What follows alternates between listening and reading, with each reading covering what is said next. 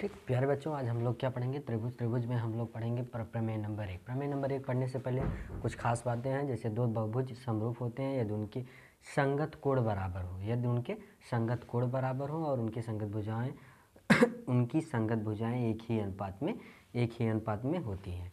तब उनकी संगत भुजाएं क्या होती हैं? एक ही अनुपात में होती हैं। बहुभुज की बात चल रही है। बहुभुज के साथ साथ त्रिभुज के लिए भी तो यही होगा। बहुभुज, त्रिभुज, चाहे पंचभुज, सबके लिए बातें यही होती हैं। ठीक है। दो त्रिभुज समरूप होते हैं यदि उनके संगत कोण बराबर हों तथा उनकी संगत भुजाएं एक ही अनुपात में हों। और यही चीज़ होती है यदि दो त्रिभुज के संगत कोण समान होते हैं। यदि दो त्रिभुज है, इसके संगत कोण समान होते हैं तो उन्हें कौन सा कोण कहते हैं? उन्हें समान कोणिक त्रिभुज कहते हैं। उन्हें कौन सा त्रिभुज कहते हैं? समान कोणिक। जैसे कोण ए बराबर कोण पी हो, कोण बी बराबर कोण क्यू के हो, कोण सी बराबर कोण आर के हो, तो उसे कैसा त्रिभुज कहते हैं? समान कोणिक त्रिभुज कहते हैं। एक वैज्ञानिक थेल्स वैज्ञानिक थे जिन्होंने बहुत कमाल की बात कही। जैसे कही, देखो, दो समान कोणिक त्रिभुजों की संगत भुजाओं का अनुपात सदैव समान रहता है। संगत भुजाओं का बहुत कमाल की बात है। जैसे ए बी का अनुपात पी क्यू के A B upon P Q और A C upon P R और B C upon Q R, यह सब इनका अनुपात क्या होता है? समान होता है। यह प्रमेय नंबर 6.1 क्या है? यदि किसी त्रिभुज की एक ही भुजा के समांतर दो अन्य भुजाओं को भिन्न भिन्न बिंदुओं पर प्रच्छेदित करने के लिए एक रेखा खींची जाए तो ये अन्य दो रेखाएं एक ही अनुपात में विभाजित हो जाती है।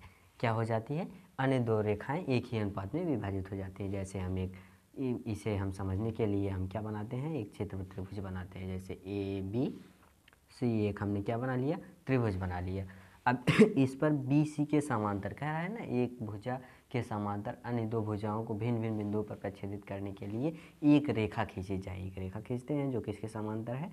जो बी सी के समांतर है। इसका नाम हम क्या दे देते हैं? इसका नाम दे देते हैं पी क्यू नाम दे देते हैं। ठीक है प्यारे बच्चों, इसका नाम हम पी क्यू दे देते हैं। यह तो हमें दिया गया है। तो अन्य दो भुजाएं एक ही अनुपात में विभाजित होती हैं। तो यह जो अनुपात है A P upon P B और A Q upon Q C, यह क्या हो जाएगा? एक ही अनुपात में विभाजित होगी। ठीक है, यही हमें सिद्ध करना है।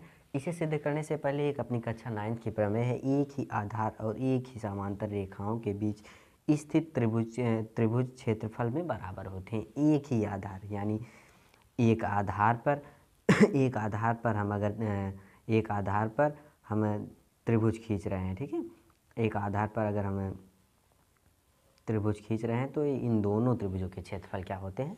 एक ही आधार अगर दोनों का सेम है, जैसे ए बी, यह दोनों अगर आधार एक ही आधार पर एक ही समांतर रेखा के बीच अगर कितने भी त्रिभुज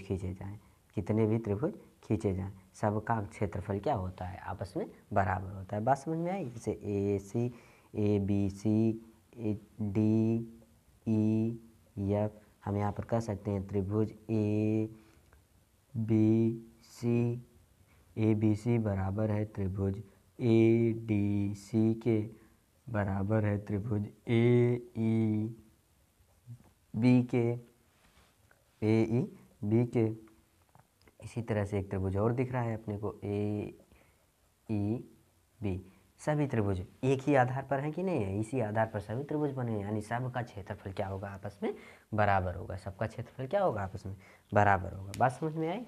चलो ठीक है। तब अब अगर यह बात समझ में आ गई तो अब हम लोग अपना क्वेश्चन सॉल्व करते हैं। इस प्रमेय को सिद्ध करते हैं। बहुत इंपॉर्टेंट प्रमेय है, इसे थेल्स प्रमेय भी कहते हैं।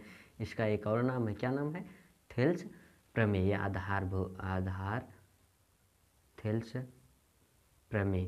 प्रमेय इनका नाम क्या हुआ? क्योंकि इन्हें इस प्रमेय को थेल्स नामक वैज्ञानिक ने दिया था, तो उन्हीं के नाम पर इसका नाम रख दिया गया, थेल्स प्रमेय। इसका एक और नाम है आधारभूत समानुपाती प्रमेय। क्या नाम है? आधारभूत समानुपाती प्रमेय।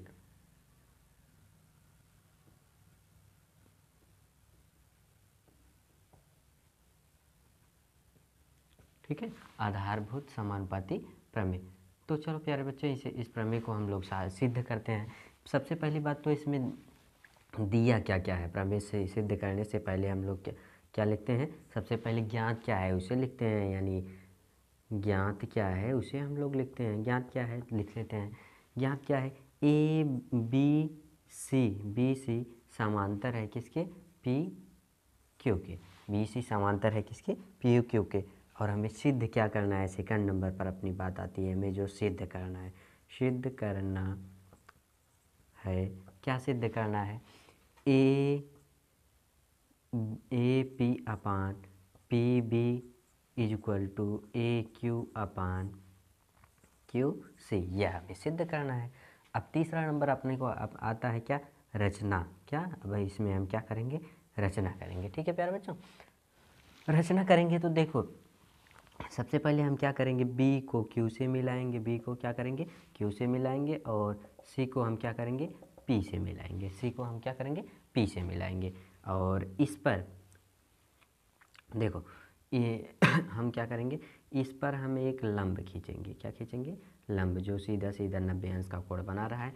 इसी तरह से इस पर भी हम एक लंब खींचेंगे, इस पर भी हम क्या करेंगे, एक लंब खींचेंगे। ठीक है प्यारे बच्चों, लंब खींचेंगे जो कितने अंश का कोण बनाएगा, 90 अंश का कोण बनाएगा। ठीक है, हमने रचना कर ली, इसका नाम दे देते हैं पी क्यू आर एस नाम दे देते हैं। ठीक है, आर एस हमने नाम दे दिया। अब देखो हमने रचना की तो रचना हमने रचना किए हैं तो रचना हम लिख भी लेते हैं हम लोग।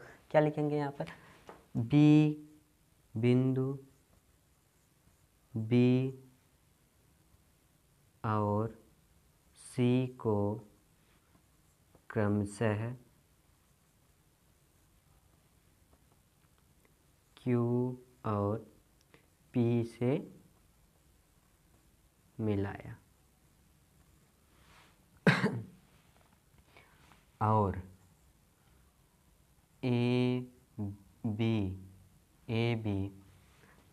और एक चीज़ और देखो, क्यू आर लंब है, क्यू आर लंब है किस पर, ए पी पर, ए बी पर, कामा इसी तरह से पी एस लंब है किस पर, ए क्यू पर, पी एस लंब है किस पर, ए क्यू पर। यह दोनों क्या है, आपस में लंब है, लंबवत है, यानी 90 अंश का कोण बना रही हैं। अब हम सबसे पहले इस आधार पर बात करेंगे, किस पर, इस आधार पर बात करेंगे। इस आधार पर कितने त्रिभुज हमें बनते हुए दिखाई दे रहे हैं, देखो प्यारे बच्चों एक हमें यह त्रिभुज बनता हुआ दिखाई दे रहा है, कौन सा, ए पी क्यू। ठीक है, ए पी क्यू त्रिभुज बनता हुआ दिखाई दे रहा है। तो हम लिखेंगे उत्पत्ति या प्रमाण में हम लोग लिखते हैं, क्या लिखते हैं, उपपत्ति में जो हमें सॉल्व करना होता है उसे हम लिखेंगे त्रिभुज ए पी क्यू में हम देखो ए पी क्यू में ए पी क्यू का क्षेत्रफल बराबर क्या हो जाएगा, ए पी त्रिभुज का क्षेत्रफल बराबर होता है 1/2 गुणे आधार गुणे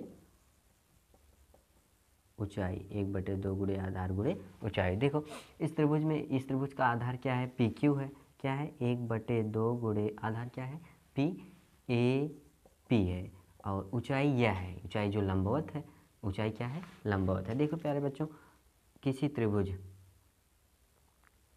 अगर हम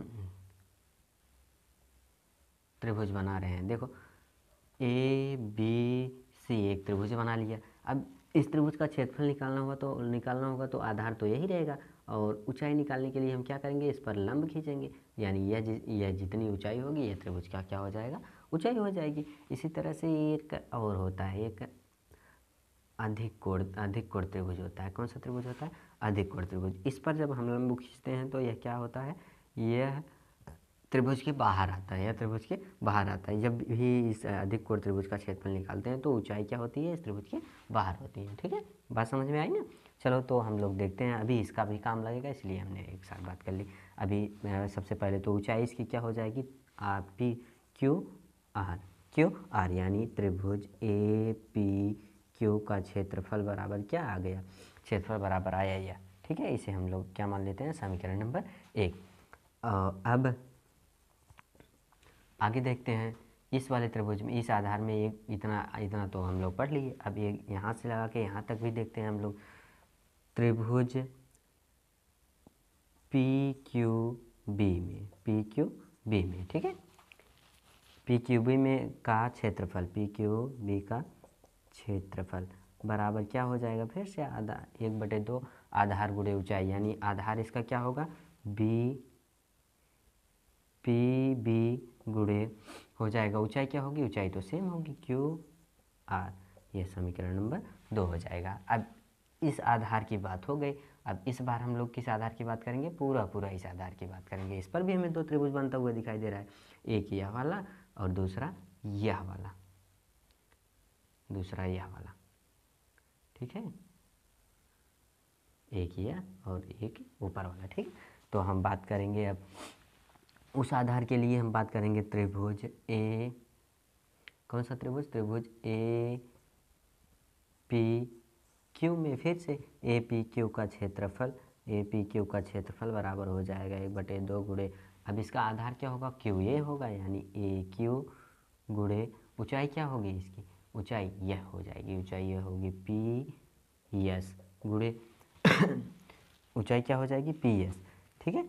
और इसे हम समीकरण नंबर 3 नाम दे देते हैं। इसी तरह से एक और त्रिभुज बचा है ए पी ए नहीं, इस बार पी क्यू सी, ठीक है, पी क्यू सी का क्षेत्रफल बराबर हो जाएगा 1/2 गुणे आधार सी क्यू सी गुणे ऊंचाई क्या होगी, पी एस ही होगी। इस त्रिभुज अधिक कोण त्रिभुज में ऊंचाई बाहर होती है। इसे समीकरण नंबर 4 नाम दे देते हैं, ठीक है, समीकरण नंबर 4 नाम दे देते हैं। अब क्या करेंगे, अब हम लोग देखो समीकरण 1 में 2 से भाग करेंगे और 3 में 4 से भाग करेंगे, यानी इस तरह एक आधार के साथ एक आधार वाले त्रिभुज, एक ही आधार पर 2 त्रिभुज हैं, इन दोनों का आपस में भाग लगाएंगे। दूसरी जो पूरा आधार है इस पर 2 जो त्रिभुज हैं उसका भाग लगाएंगे, ठीक है। अब समीकरण 1/2 करने पर 1/2 जब करेंगे तो क्या हो जाएगा, त्रिभुज ए पी क्यू का क्षेत्रफल अपान त्रिभुज ए पी क्यू का पी क्यू बी का क्षेत्रफल इक्वल टू 1/2 गुणे ए पी गुणे क्यू आर अपान 1/2 गुणे पी बी गुणे क्यू आर, ठीक है, पी बी गुणे क्यू आर। यह हो गया अपने को एक नया समीकरण मिला जो समीकरण नंबर 5 हो गया। इसी तरह से इसमें भी समीकरण 3/4 करने पर 3/4 तो यह भी हो जाएगा त्रिभुज 3 समीकरण कहाँ पर है, यहाँ पर है, ए पी क्यू अपान त्रिभुज पी क्यू सी का क्षेत्रफल बराबर, यानी 1/2 गुणे ए क्यू गुणे पी एस अपान हो जाएगा 1/2 गुणे ए पी गुणे ए पी नहीं जी क्यू सी गुणे पी एस। अब पी एस से पी एस डिवाइड हो गया, 1/2 से 1/2 डिवाइड हो गया। इसमें क्या होगा, क्यू इससे यह डिवाइड हो जाएगा, इससे यह डिवाइड हो जाएगा, यह हो जाएगा क्या, यह हो जाएगा समीकरण नंबर 6। समीकरण नंबर कौन सा हो गया, 6 हो गया, ठीक है।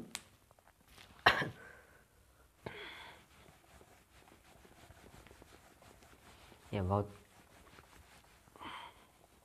देखो इसका अपने को काम लगेगा, इसीलिए अभी नहीं मिटा रहे हैं। देखो यहाँ पर हम लोग लिखेंगे त्रिभुज ए पी क्यू का क्षेत्रफल यानी एरिया अपान पी क्यू बी के स्थान पर हम लिख सकते हैं, क्या लिख सकते हैं, ए क्यू नहीं पी क्यू सी लिख सकते, area of P Q C का क्षेत्रफल, यह बराबर हो जाएगा, क्या बचा है, A P upon P B, और यह अपने को नया समीकरण मिल गया। यह अपने को कहाँ से मिला, कितना समीकरण, कौन सा, 5 6 के बाद 7 समीकरण मिल गया। ठीक है, 7 समीकरण मिल गया। यह कहाँ से मिला, इसे आगे हम लोग लिखेंगे, एक ही आधार, एक ही आधार और एक ही आधार और एक ही समांतर रेखाओं के बीच,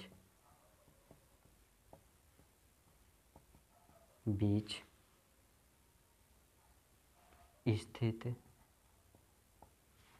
त्रिभुज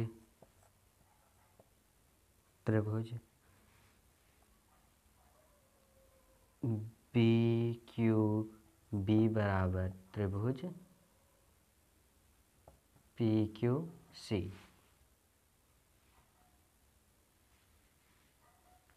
स्थित त्रिभुज का क्षेत्रफल बराबर होता है। अगर ये बराबर होता है तो त्रिभुज ए पी क्यू सी बराबर त्रिभुज पी क्यू बी के, यह दोनों बराबर है, इसलिए हमने लिखा है। ठीक है, अब क्या करेंगे, अब तो बातें सेम है। देखो समीकरण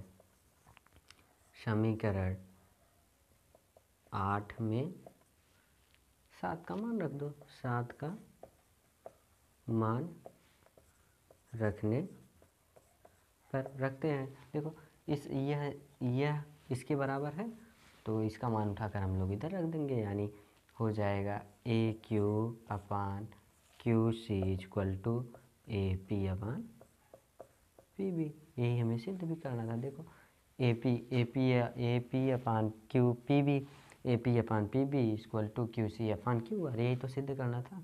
अपने पर में प्रूफ हो गया पी आर ओ।